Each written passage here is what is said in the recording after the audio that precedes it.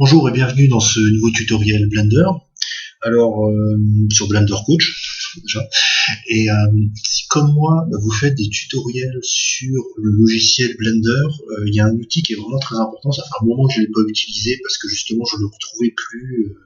Parce qu'avant il était dans la version de base de Blender, on pouvait l'avoir. C'est l'outil qui permet ici de pouvoir afficher les touches que l'on tape au clavier et les boutons de la souris sur lequel on tape. Donc, en fait, il se représente comme ceci. Ici, on a la souris, et puis ici, par exemple, on a la touche Alt plus quelque chose ou Contrôle plus quelque chose qui s'affiche.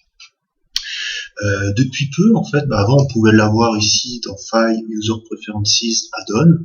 Il suffisait de taper Screen et on l'avait. Donc ici, je l'ai. C'est parce que je l'ai ajouté. C'est le Screen Cascade.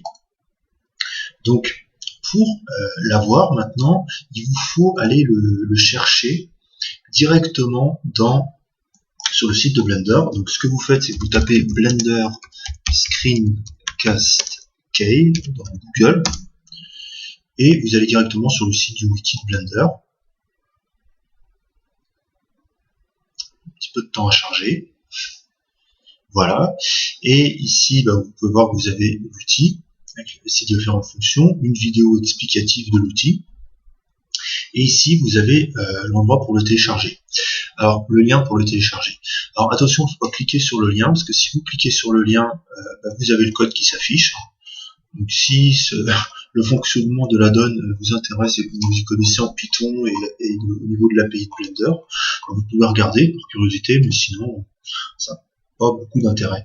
Il faut mieux faire clic droit et enregistrer la cible sous. Voilà. Ensuite, dans Blender, ici, vous allez aller dans Install from File et vous allez choisir, donc ici, moi c'est dans mon dossier Blender Ressources Add-on et je dois l'avoir à la fin, donc j'ai énormément d'add-on, il faudra que je fasse un peu de rangement. D'ailleurs, ce que j'ai commencé à faire, j'ai mis dans un dossier vue 3D puisque cette fonction s'ajoute dans la vue 3D. Comme on peut le voir ici, avec le petit dessin que j'ai fait, ça s'affichera dans la vue 3D.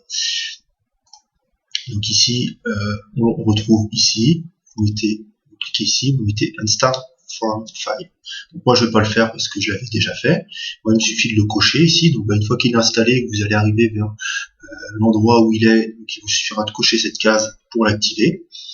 Et ensuite, pour pouvoir l'afficher, il vous faudra aller ici, donc déjà taper sur N pour afficher ce menu-là si vous ne l'avez pas déjà affiché. Vous tapez Start Display et là vous l'avez affiché. Vous pouvez ensuite modifier la taille du texte et la taille de la souris afin de rendre l'affichage plus important, ainsi que modifier sa position. Et donc ici, lorsque je fais par exemple un déplacement, vous voyez ici ça met G, vous n'aurez pas le dessin devant, hein, mais ici vous appuyez sur S, rotation, on peut passer en mode edit, touche tab, faire des CTRL R pour faire des loop cuts, et voilà. Et vous voyez à chaque fois le clic gauche, voilà, clic gauche, vous voyez, il s'affiche ici, clic droite, hop. Je tourne la molette de la souris vers le haut, vous voyez, il y a un petit truc qui s'allume ici, vers le bas, voilà. Donc voilà, j'espère que ce tutoriel vous aura plu, c'est une courte astuce. À très bientôt pour un prochain tutoriel.